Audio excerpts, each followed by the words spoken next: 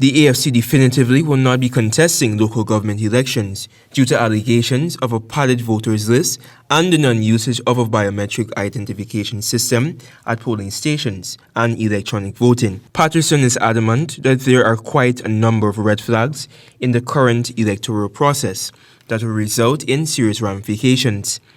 He alluded to the recent incidents of voter impersonation and alleged forged documents during nominations day.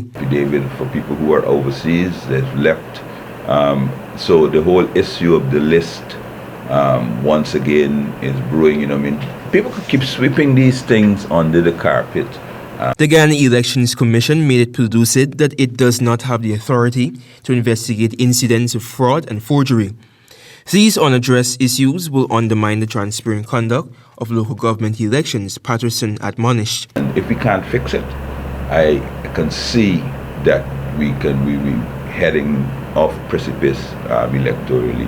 The question, of course, I'm sure coming right after June the 12th, you hear more complaints and allegations about impersonation, about voter manipulation. People's Progressive Party Civic General Secretary Barry Jagdeo had backpedaled on the opposition's proposed use of biometric voting. While in 2022, he had posited that the biometrics will disenfranchise voters.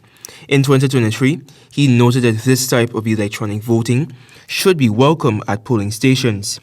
The vice president had pointed out that biometrics could not be used to block persons from voting, as that had been done with the bipartisan passage of legislation to allow for the use of voter identification cards in the 1997 general and regional elections.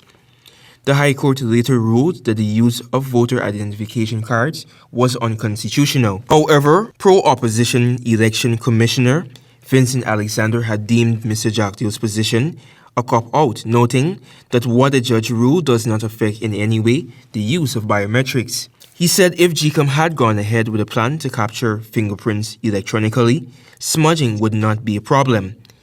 Patterson urged GCOM and the government to seriously take the use of biometrics into consideration.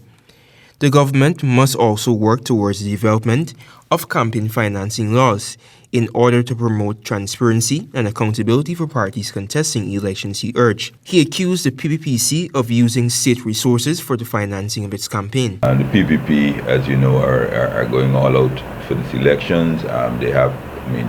This is the most